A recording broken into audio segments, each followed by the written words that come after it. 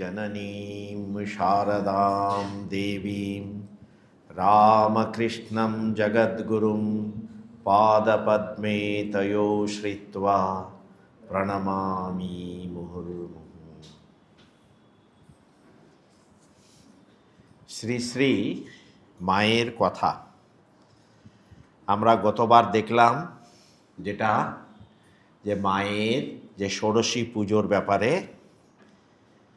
তারপরে আবার আমাদের মহারাজ যে অরূপানন্দজি শ্রী শ্রী মাকে জিজ্ঞাসা করছেন, রানী রাসমণি যখন দেহ ত্যাগ করেন তখন ঠাকুর কোথায়?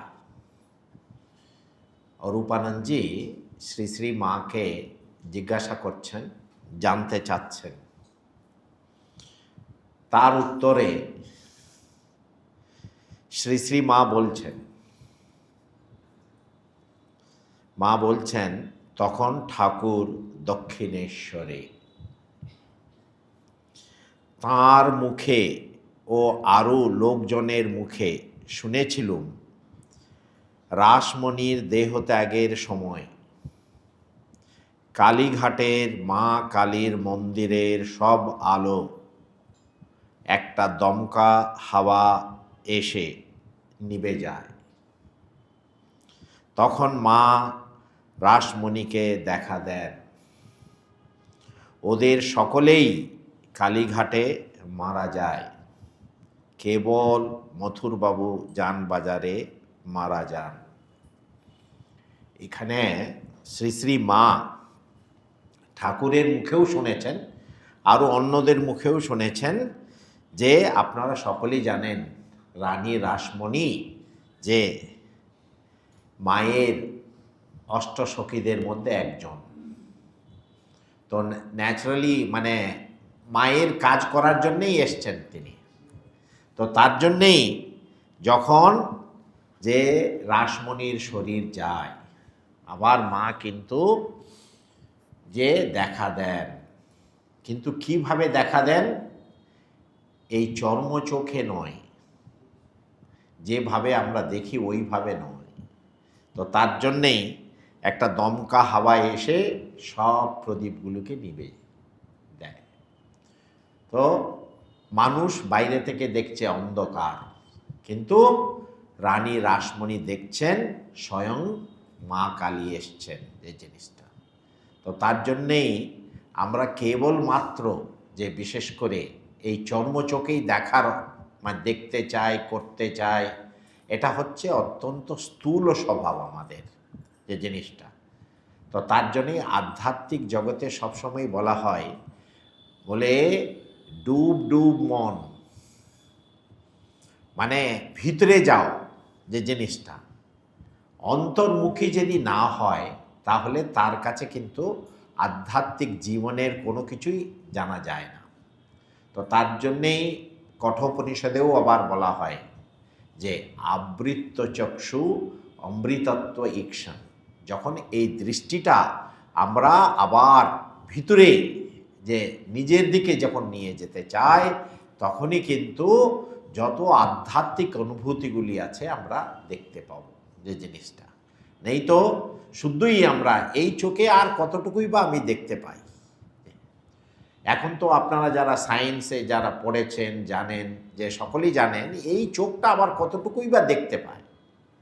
এই জগতে, এই বিশ্ব ব্রহ্মাণ্ডে যে অনেক কিছু আছে, কিন্তু আমাদের এই চোখটার সীমাবদ্ধতা আছে। চোখের সীমাবদ্ধতা আছে, কানের সীমাবদ্ধতা আছে, সব ইন্দ্রিয়গুলিরই সীমাবদ্ধতা আছে। তো তার জন্যেই যে এটা সবসময় মনে রাখতে হয় যে জিনিসটা আমরা কেবল এই পঞ্চেন্দ্রিয় ভগবান আমাদেরকে দিয়েছে, এটাই দিয়ে যদি শুধু ভগবানকে উপলব্ধি করতে চায় তাহলে ওটা সম্ভব নয়।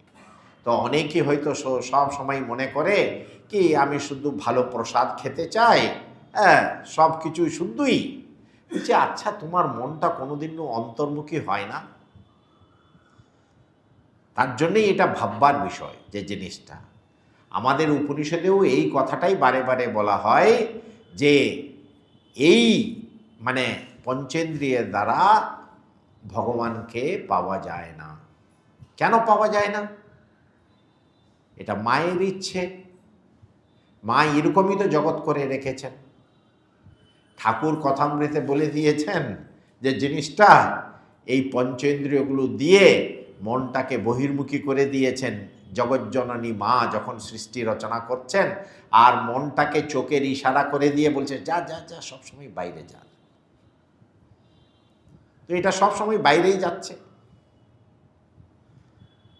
কিন্তু ভগবানকে যখন আন্তরিকভাবে আমরা যখন প্রার্থনা করি, তখন কিন্তু আস্তে আস্তে এই মনটা আবার অন্তর্মুখী হওয়ার চেষ্টা করে যে জিনিসটা। তো তার জন্যে সবসময়ই আমাদের এটা মনে রাখতে হয়, আমরা কিন্তু যে ভগবানের দিকে যদি যেতে চাই, মনটাকে কিন্তু অন্তর্মুখী করতে হয় যে জিনিসটা।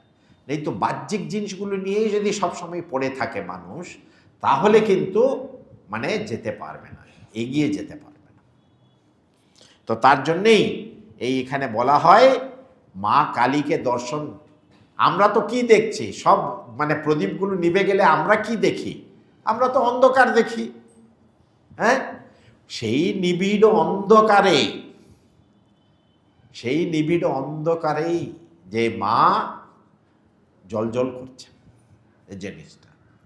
তো তার জন্যেই যে আমাদের সবসময় মনে রাখতে হয় যে জিনিসটা হচ্ছে এই আমাদের ভগবান যে ইন্দ্রিয়গুলো দিয়েছে, এর সব সীমাবদ্ধতা আছে। এটা দিয়ে কিন্তু মানে অতীন্দ্রিয় জ্ঞান যেটা পাওয়া যায় না।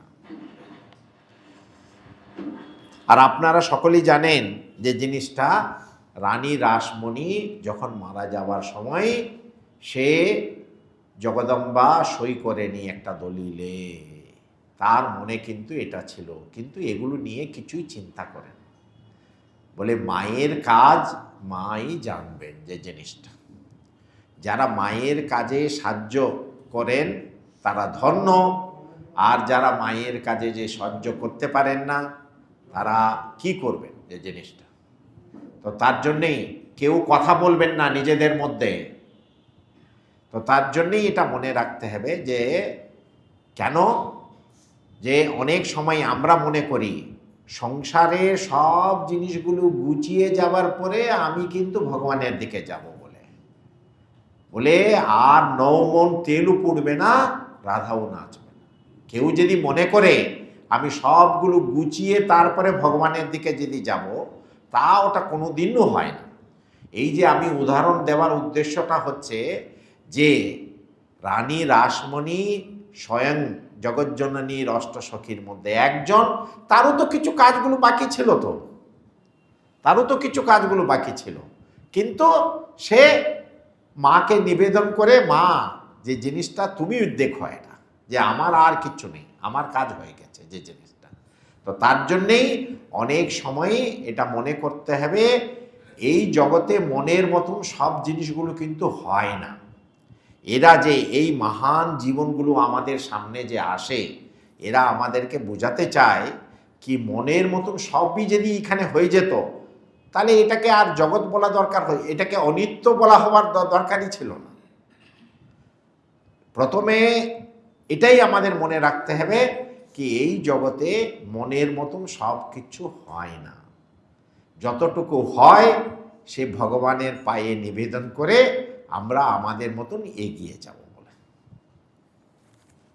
আরেকটা প্রসঙ্গে যাচ্ছি আমি এখানে, সেটা হচ্ছে 16ই অক্টোবর 1912 সাল, বুধবার, স্থান হচ্ছে বেলুড় মঠ। আর এখানে অরূপানন্দজি লিখছেন মঠে দুর্গা পূজা, আজ দেবীর বোধন। শ্রী শ্রী মা আজ বৈকালে মঠে আসিবেন, সন্ধ্যা সমাগত। মায়ের আসিতে বিলম্ব দেখিয়া পূজনীয় বাবুরাম মহারাজ ছুটাছুটি করিতেছেন। মঠের প্রবেশদ্বারে মঙ্গল ঘট ও কলা গাছ স্থাপন হয় নাই দেখিয়া তিনি বলিয়া উঠিলেন, এসব এখনো হয়নি, মা আসবেন কি? মানে মহারাজ বলছেন মা তো ঠিক টাইমে আসবেনি, এইগুলো এখনো হয়নি। মানে প্রবেশদ্বারে মঙ্গল ঘট আর কলা গাছ স্থাপন এখনো হয়নি। তো যাই হোক, তাড়াতাড়ি হয়ে যাবার পরে দেবীর বোধন শেষ হওয়ার সঙ্গে সঙ্গেই শ্রী শ্রী মায়ের গাড়ি মঠে পৌঁছিল। জাস্ট বোধন শেষ হওয়ার সঙ্গে সঙ্গেই শ্রীমা এই পুণ্যভূমি বেলুর মঠে, এই মানে 1912 সালের কথা বলছি, অক্টোবর মাসের, সেই মা এখানে স্বয়ং উপস্থিতা হইলেন। গোলাপ মা মাকে হাত ধরিয়া গাড়ি হইতে নামাইতেছেন। মা মানে গোলাপ মা একটু মাকে সাহায্য করছেন যে গাড়ি থেকে নামাবার জন্যে।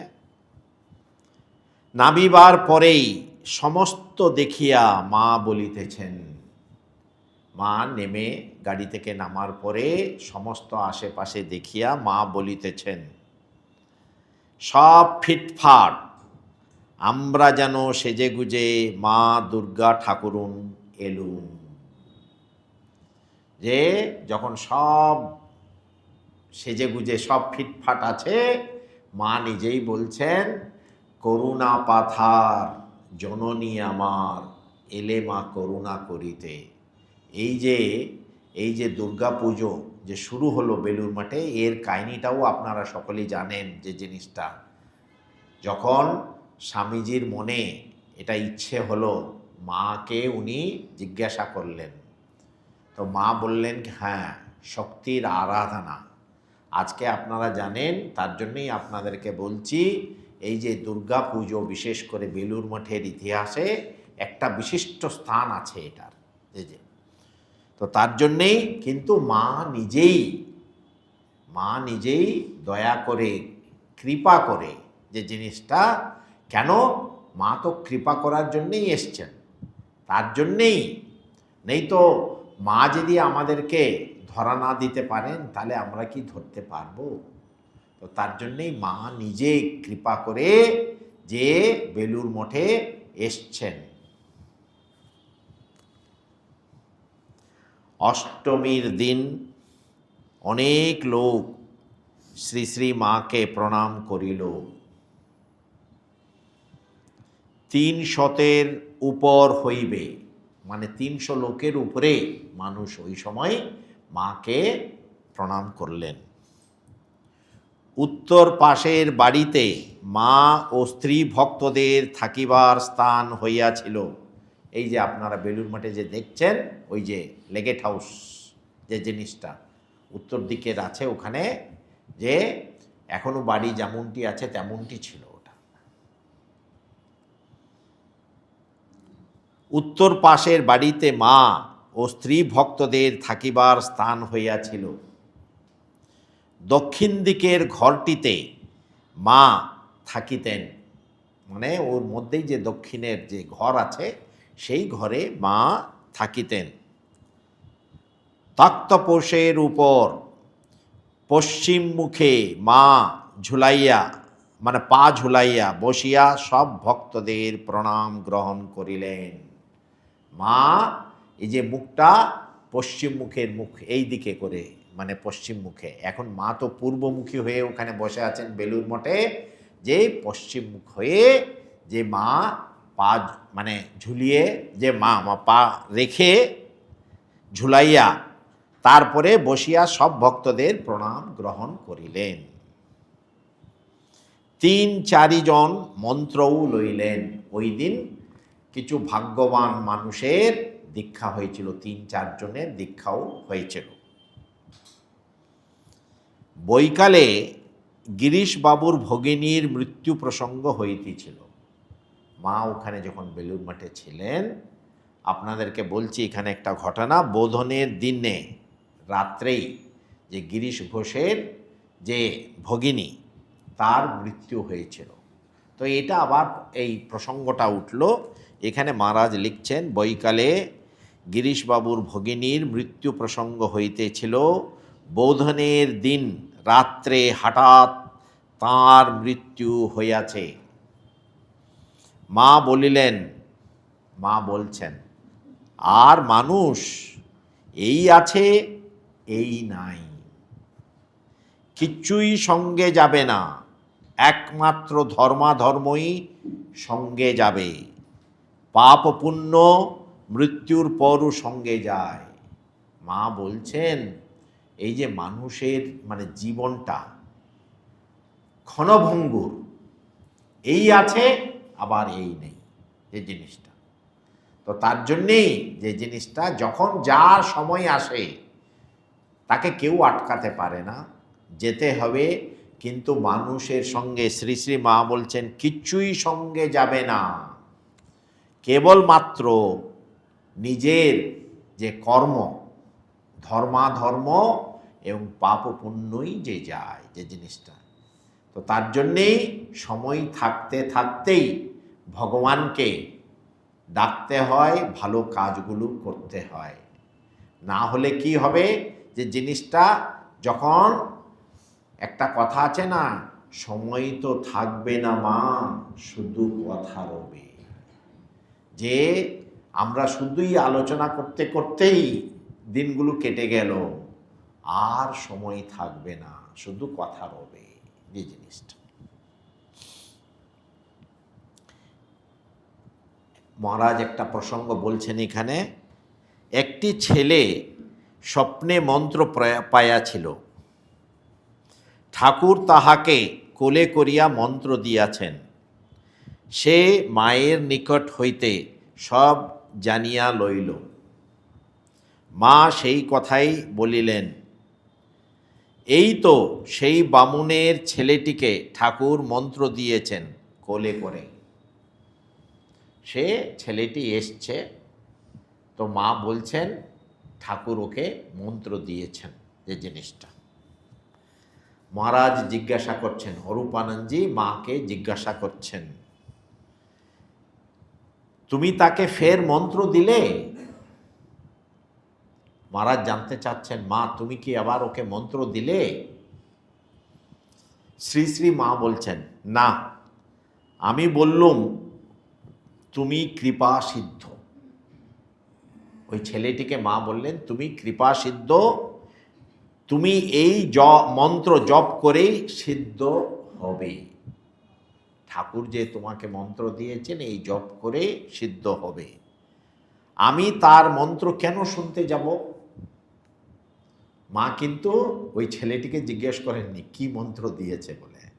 আপনারা সকলেই জানেন যে জিনিসটা গুরু মানে দত্ত মন্ত্র যে জিনিসটা, এটা হচ্ছে অত্যন্ত পবিত্র। আমরা এটা সাধারণত নিজে কাউকেই আমরা বলি না যে জিনিসটা। এখানে দেখুন শ্রী শ্রী মাও কিন্তু ঠাকুর দিয়েছেন, কিন্তু ওই ছেলেটিকে কিন্তু মা কিন্তু জিজ্ঞেস করতে যাননি। কিন্তু এটাও আমাদেরকে মনে রাখতে হবে, এটা হচ্ছে মায়ের লৌকিক ব্যবহার। কিন্তু মা আবার তো অন্তর্যামী, সে ইচ্ছে করলে সবই জানেন সে। কিন্তু ওরা জগতে যখন এসছেন, যে এই যে লৌকিক ব্যবহার আমাদেরকে দেখাচ্ছেন এই যে জিনিসটা। মা বলছেন আমি তাকে জব দেখিয়ে দিলুম, কি করে জব করতে হবে সেটা। এটা মনে রাখবেন, আপনাদের সকলকেই বলছি, স্বয়ং ঠাকুর কোলে করে মন্ত্র দিলেও মা কিন্তু বলছেন বাবা তোমাকে কিন্তু যে জপ করে যেতে হবে, মন্ত্র জপ করেই সিদ্ধ হবে তুমি। যে এমন নই কি বাস একবার দেখা হয়ে গেল তাতেই হয়ে গেল, তা কিচ্ছু নয়। কিন্তু করত করত অভ্যাস সে জড়মতি হোত সুজান। আমাদের এই আধ্যাত্মিক জগতে না আমরা সবসময় একটু তাড়াতাড়ি কিছু পেতে চাই, করতে চাই, যে জিনিসটা কিচ্ছু হবে না। যে তার জন্যেই তুমি কৃপা সিদ্ধ বটে, কিন্তু তোমাকে সেই জব করেই যেতে হবে যে জিনিসটা। নেই তো কি হবে, নেই তো হবে ওটাকে ধরে রাখতে পারবে না যে জিনিসটা। রাজা মহারাজ যখন বৃন্দাবনে খুব তপস্যা করছেন ঠাকুরের শরীর যাবার পরে, তখন বিজয়কৃষ্ণ গোস্বামী রাজা মহারাজকে, স্বামী ব্রহ্মানন্দজিকে জিজ্ঞাসা করছেন, বলছেন আচ্ছা আপনাদেরকে এত কষ্ট করে এটাকে করতে হবে? আপনাদেরকে তো ঠাকুর সব কিছুই দিয়ে দিয়েছেন। তখন স্বামী ব্রহ্মানন্দজি বলছে হ্যাঁ, ঠাকুর তো আমাদেরকে সব দিয়ে দিয়েছেন, কিন্তু সেটাকে আপন করে নেওয়ার জন্য কিন্তু এত কিছু করতে হবে। আপন করে নেওয়ার জন্য আপনারা দেখুন, মা যে বৃন্দাবনে যখন ছিলেন কত জপ ধ্যান করেছেন যে জিনিসটা। কেন? এটা একটা লোক সংগ্রহার্থ, মানে মানুষকে যাতে, নেই তো যদি দেখা যায় কেউ কিছু যদি না করে তাহলে লোকেরা বলবে কই ও তো কিছু করে না, তাহলে আমারও করা কিছু দরকার নেই বলে। তার জন্যেই এই যে ধর্ম সংস্থাপনার্থায় যখন ভগবান আসেন, ভগবান নিজেই কিন্তু সকলকে আবার সেই রাস্তাটা দেখান।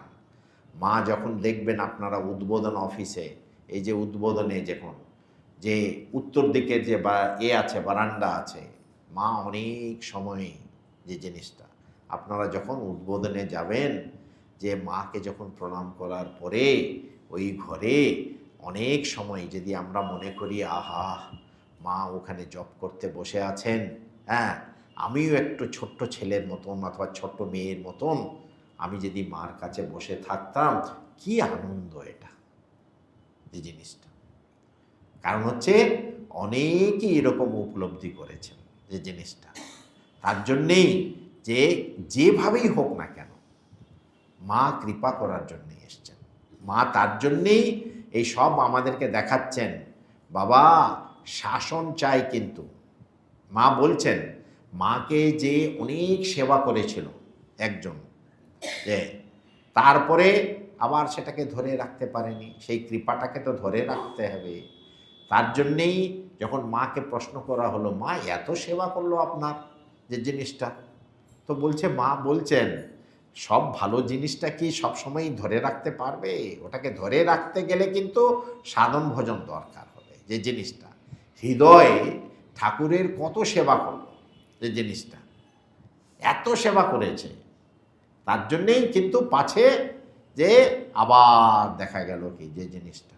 তো তার জন্যে ভগবানের কাছে খুব করে প্রার্থনা করতে হয় যাতে কি করে আমরা ভগবানের দিকে যেতে পারি বলে।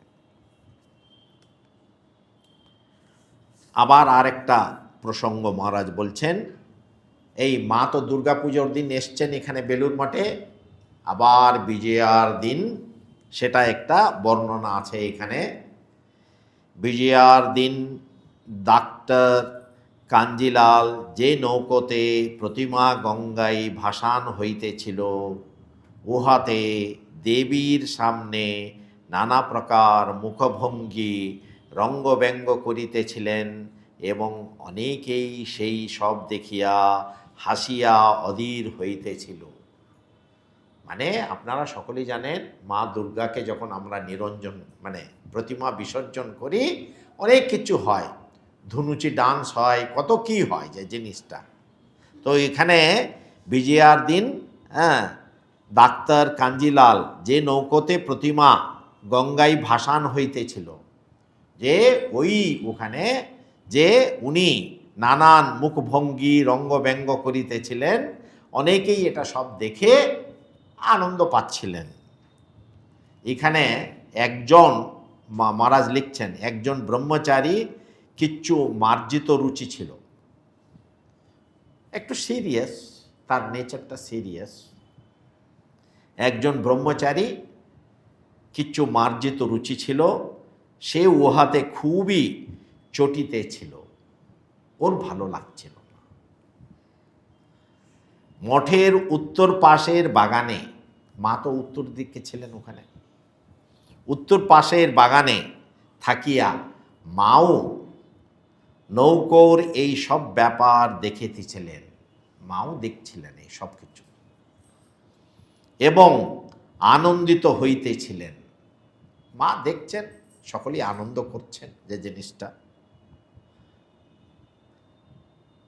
আমাদের অরূপানন্দজি মাকে বলিলেন, আমি মাকে বলিলাম, মা, দেবীর সামনে ওই রূপ করার জন্যে কাঞ্জিলাল ডাক্তারকে গাল দিচ্ছে।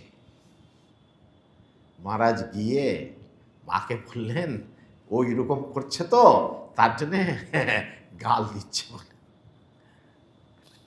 মা বলিলেন, না না, এসব ঠিক, গান বাজনা রঙ্গব্যঙ্গ এসব দিয়ে সকল রকমে দেবীকে আনন্দ দিতে হয়।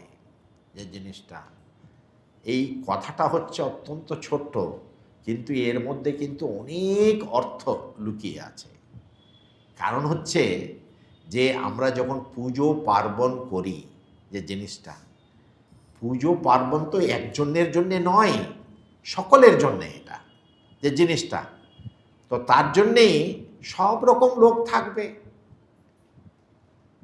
অনেকে তো এত উচ্চ ভাওটা তো নিতে পারে না, তো তার জন্যেই মা বলছেন, বাবা এগুলো সব থাকবে। যে জিনিসটা, দেবীকে কেন, দেবীকে কেউ সাত্ত্বিকভাবে ভজনা করেন, কেউ রাজসিকভাবে করেন, কেউ তামসিকভাবে করেন। যে জিনিসটা, এটা তো ভগবদ্গীতায় শ্রীকৃষ্ণ নিজেই বলছেন যে জিনিসটা এটা থাকবে। অনেক সময়ই আমরা আমাদের রুচিসম্মত না হলেই সঙ্গে সঙ্গে ওটাকে খারাপ বলতে যাই। বলছে খারাপ বলার কি আছে, সব রকম লোক আছে, আমার ভালো লাগলো না, আমি ওই দিকে তাকাচ্ছি না। কিন্তু মনে রাখতে হবে, সবসময় আমাদের উদ্দেশ্য হচ্ছে কিন্তু ভগবানের স্মরণ। যস্য স্মরণ মাত্রেণ জন্ম সংসার বন্দনা। বলছে আমার ভালো লাগছে না বলে মনে গজগজ করছি তা নয়, কিন্তু মনে গজগজ করার দরকার নেই। বলছে অনেক রকম লোক আছে, জগৎ জগৎ সৃষ্টি তো ভগবানের।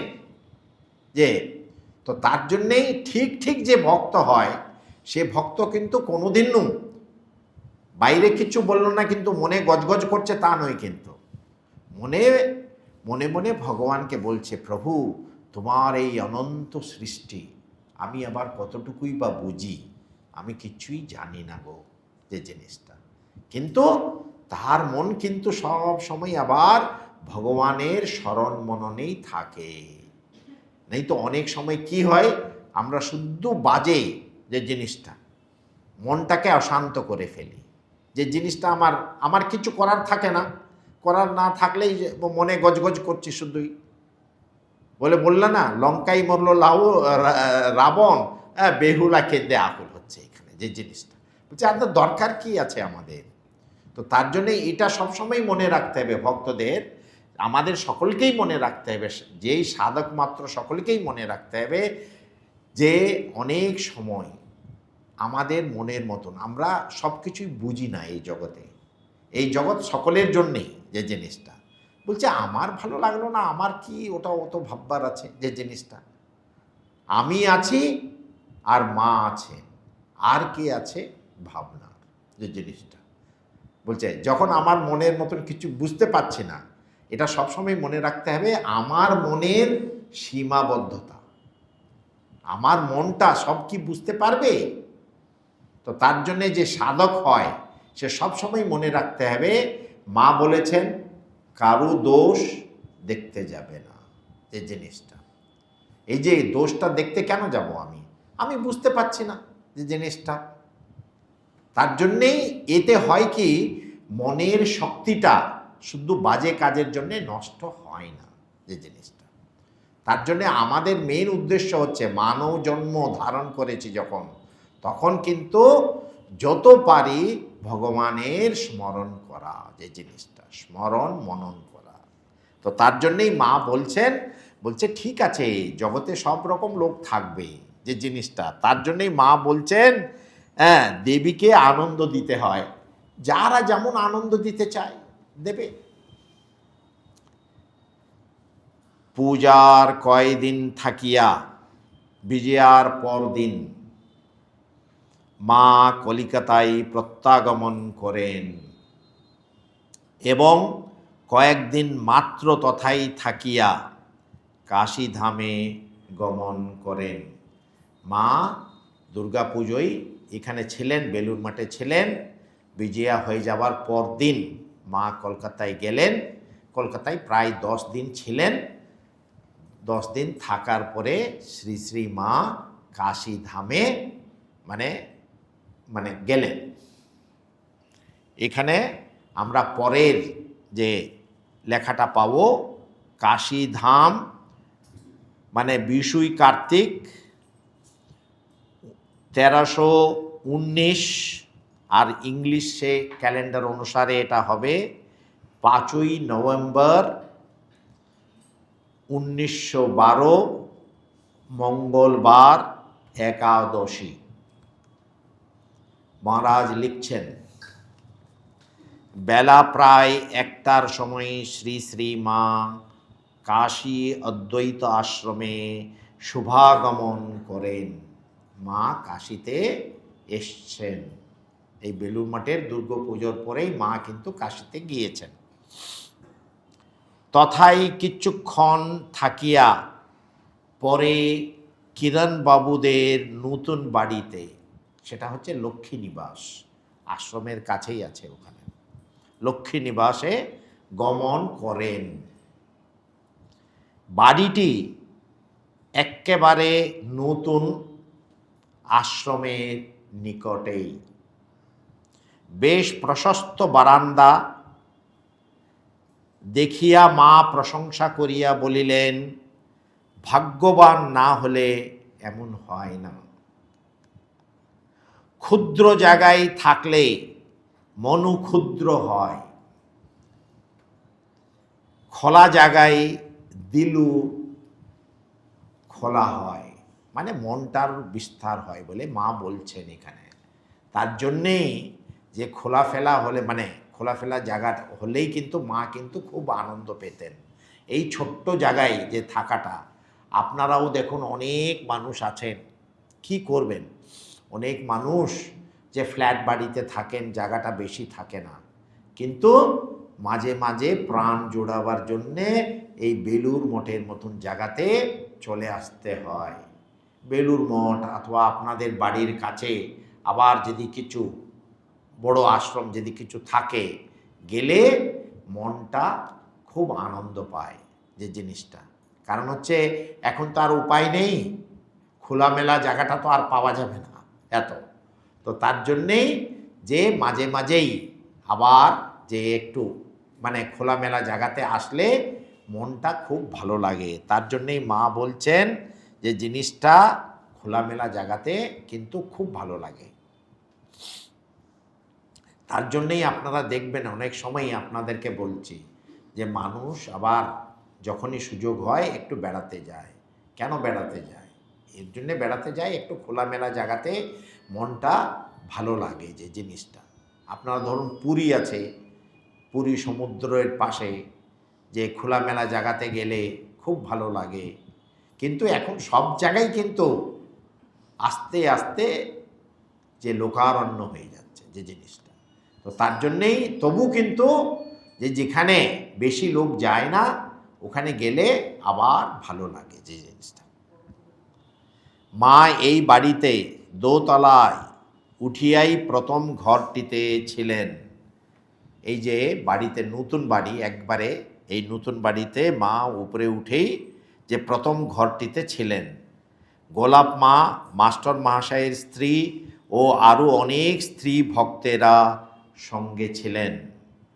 নিচে প্রজ্ঞানন্দ স্বামী ও আমরা থাকিতাম। নিচে মহারাজারা থাকতেন, উপরে এরা সকলেই ছিল, মাকে নিয়ে স্ত্রী ভক্তেরা ছিলেন। পরদিনই সকালবেলা পালকি করিয়া মা বিশ্বনাথ ও অন্নপূর্ণা দর্শন করিতে যান। 24শে কার্তিক শ্যামা পূজার পরদিন সকালে মা পুনরায় অদ্বৈতাশ্রমে আসেন এবং সেবাশ্রম দর্শন করেন। মনে রাখবেন, যে কালী পূজার পর দিনই মা যে আবার অদ্বৈত আশ্রম আর সেবাশ্রম আশেপাশেই আছে, মা আসলেন কালী পূজার পর দিন, ওটা শ্যামা পূজার পর দিন সকালে মা পুনরায় অদ্বৈতাশ্রমে আসেন এবং সেবাশ্রম দর্শন করেন। পূজ্যপাদ মহারাজ, মহারাজ মানে এখানে আমাদের স্বামী ব্রহ্মানন্দ মহারাজ, পূজ্যপাদ মহারাজ, হরি মহারাজ, চারুবাবু, ডাক্তার কাঞ্জিলাল প্রভৃতি অনেকেই উপস্থিত ছিলেন। অনেকেই উপস্থিত ছিলেন, মা এসছেন। এটা মায়ের যে ভিজিট, যে বিশেষ করে এটা অত্যন্ত একটা খুব ইম্পর্ট্যান্ট চ্যাপ্টার এই আমাদের কাশী সেবাশ্রমের মানে হিস্ট্রিতে। কেদার বাবা, স্বামী আচলানন্দজি, কেদার বাবা শ্রী শ্রী মায়ের পালকির সঙ্গে সঙ্গে আসিয়া সমস্ত ওয়ার্ড দেখাইলেন ও প্রত্যেকটির পরিচয় দিলেন। মাকে সমস্ত এই যে হসপিটাল যে ঘুরিয়ে দেখানো হলো, প্রত্যেকটিরই পরিচয় দিলেন। অন্যান্য সমস্ত দেখিয়া মা দক্ষিণের বারান্দায় চেয়ারে আসন গ্রহণ করিলেন এবং কেদার বাবার সঙ্গে কথা কইতে কইতে সেবাশ্রমের বাড়ি, বাগান ও ব্যবস্থা সম্বন্ধে অতিশয় প্রীতি প্রকাশ করিলেন। মার খুব ভালো লেগেছে যে জিনিসটা, যে মা প্রত্যেকটা ঘুরে ঘুরে দেখে যে মার খুব ভালো লেগেছে। আর মা বলিলেন, এটা হচ্ছে ইম্পর্ট্যান্ট জিনিস, শ্রী শ্রী মা বললেন এখানে ঠাকুর নিজে বিরাজ করছেন আর মা লক্ষ্মী পূর্ণ হয়ে আছেন। মানে মার খুব ভালো লেগেছে এটা। তো তার জন্যেই মা বলছেন যে এখানে স্বয়ং ঠাকুর বিরাজ করছেন। এই যে শিবজ্ঞানে জীব সেবা যে ঠাকুর বলেছিলেন যে জিনিসটা, তো এইখানে প্রত্যক্ষভাবেই শিবজ্ঞানে জীব সেবা হচ্ছে যে জিনিসটা। তো তার জন্যেই মার খুব ভালো লেগেছে। আর মা জিজ্ঞাসা করছেন, আচ্ছা এটি প্রথমে কি করে আরম্ভ হলো?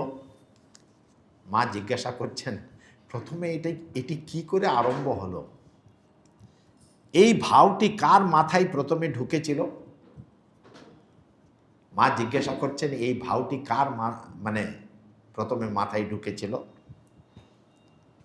আপনাদেরকে আমি মনে করিয়ে দিচ্ছি, স্বামী বিবেকানন্দের দ্বারাই উদ্বুদ্ধ হয়ে যারা মানে কয়েকজন যুবকরা মানে সঙ্গবদ্ধ হয়ে এই হাসপাতালটা কিন্তু এই যে প্রথমে সেবা, স্বামীজি বলেছিলেন বহুরূপে সম্মুখে তোমার ছাড়ি কোথা খুঁজিছ ঈশ্বর, জীবে প্রেম করে যে জন সেই জন সেবিছে ঈশ্বর।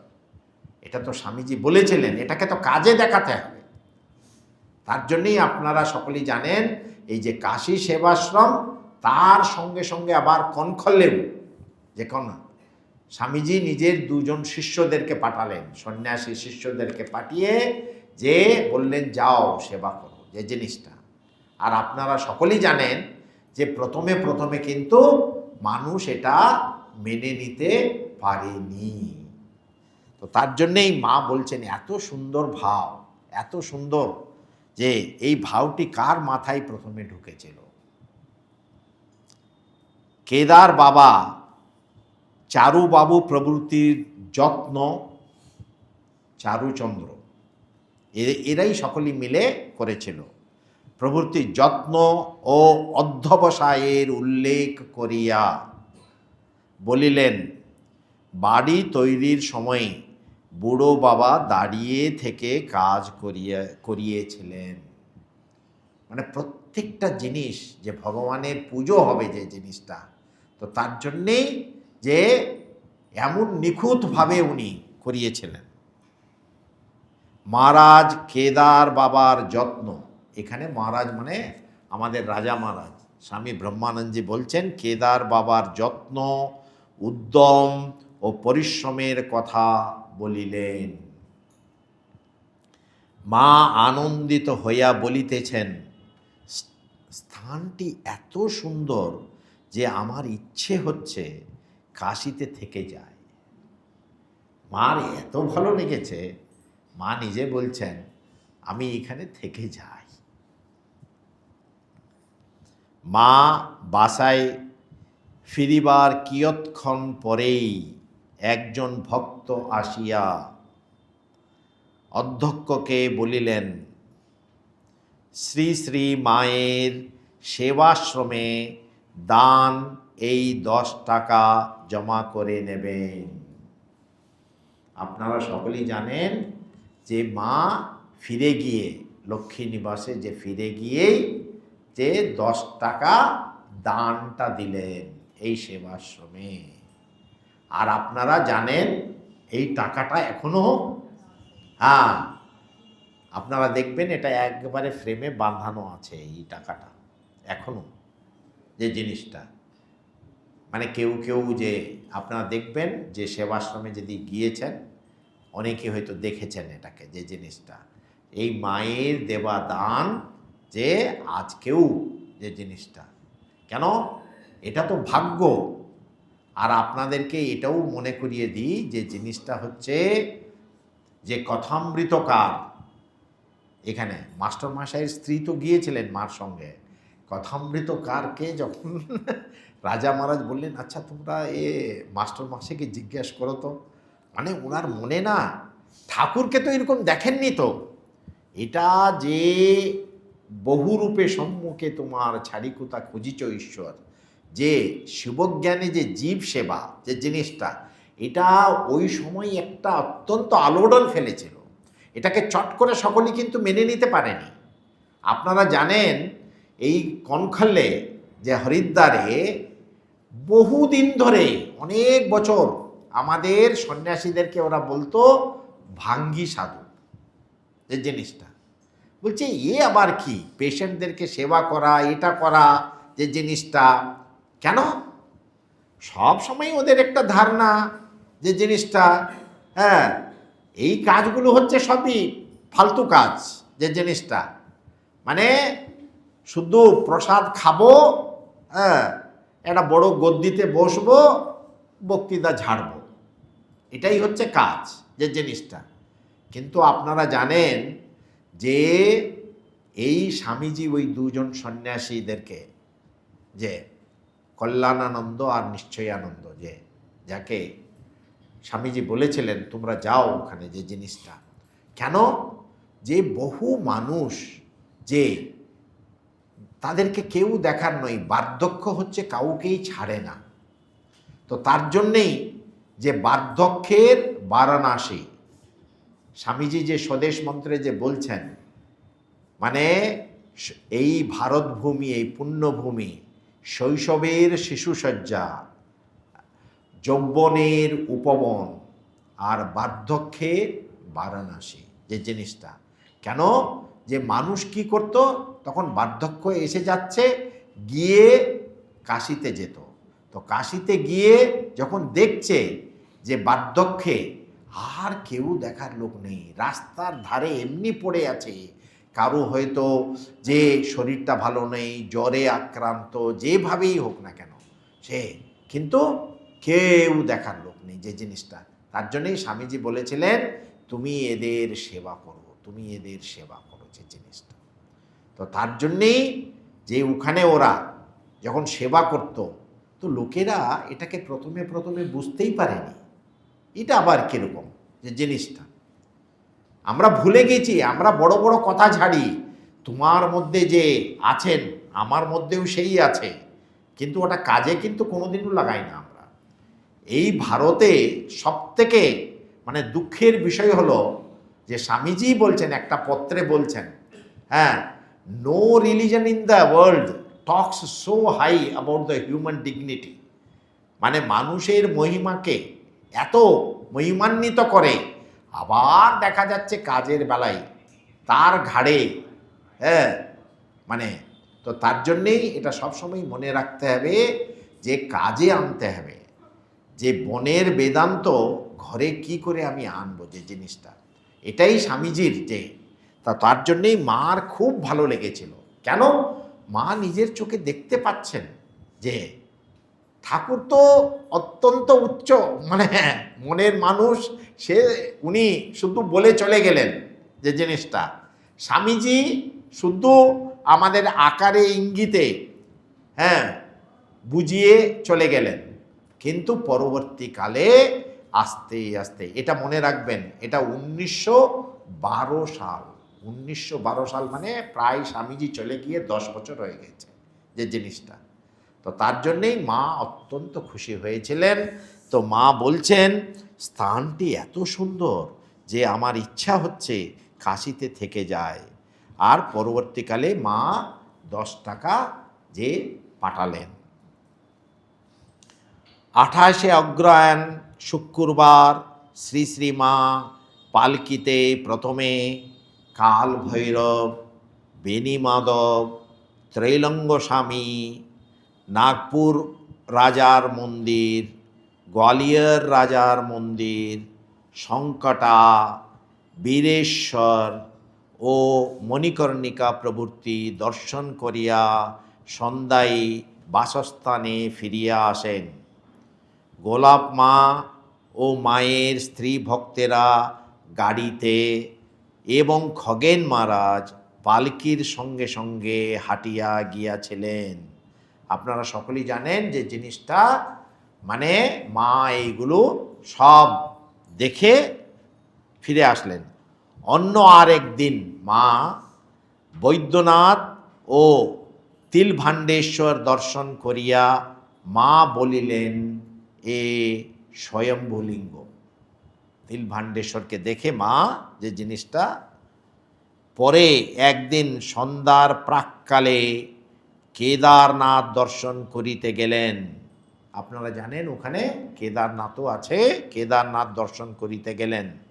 কিচ্ছুক্ষণ গঙ্গা দর্শন করিয়া সন্ধ্যারতি দর্শন করিলেন। বলিলেন এ কেদার ও সেই কেদার, সেটা হিমালয়ের কেদার এক, যোগ আছে। একে দর্শন করলেই তাকে দর্শন করা হয়, বড় জাগ্রত। দেখুন, মা নিজে যদি আমাদেরকে এইগুলো না বলে যায়, যে আমাদের কি সাধ্য আছে কোনটা স্বয়ম্ভু লিঙ্গ আবার কোনটা যে জাগ্রত, তার জন্যেই জগতের কল্যাণের জন্যে মা আমাদেরকে বলে গেলেন যে হিমালয়ে যারা যেতে পারেন না, যে এই যে মানে কাশী ধামে এই কেদারকে দর্শন করলেও জাগ্রত শিব। তার জন্যেই কাশী খণ্ড যেটা আছে না, কাশী যে বিশেষ করে এটাকে বলা হয়, এটা পৃথিবীর মধ্যে নয়, কিন্তু এটা বহু মানুষের, ঠাকুরের, আপনারা সকলে জানেন ঠাকুরের এটা অনুভূতি হয়েছিল। ঠাকুর একটা যে জিনিসটা দেখেছিলেন যে কাশীতে যাদেরই যে শেষ নিঃশ্বাস ত্যাগ করছে, যে ঠাকুর দেখলেন যে স্বয়ং শিব তারক মন্ত্র দিয়ে উদ্ধার, মা জগজ্জননী তার সব বন্ধনগুলোকে মুক্ত করে দিয়ে তারক মন্ত্র দিয়ে মুক্ত করে দিচ্ছেন যে জিনিসটা। তো তার জন্যেই এই যে কাশী, আর আমাদের কাছে আমরা যখন কাশী দেখতে যাই তখন আমাদের এটা মনে রাখতে হবে, আহা মা এসছিলেন এখানে, মা এসে আবার এইগুলোকে তীর্থি কুর্বন্তি তীর্থানি, এটা আরও আমাদের কাছে অত্যন্ত পবিত্র হয়ে গেছে। কেন? মা এসছিলেন স্বয়ং এখানে যে জিনিসটা।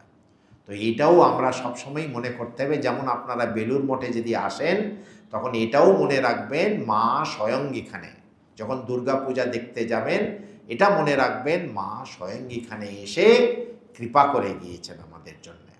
তো এইগুলোই আমরা উদ্বোধনে যখন যাই, বেলুর মঠে যাই, দক্ষিণেশ্বরে যাই, যে এইগুলো সবসময় কাশীপুরে যদি যাই, যে এইগুলো হচ্ছে আমাদের এগুলো ধ্যানের বস্তু। আজকে এখানেই আমি শেষ করছি।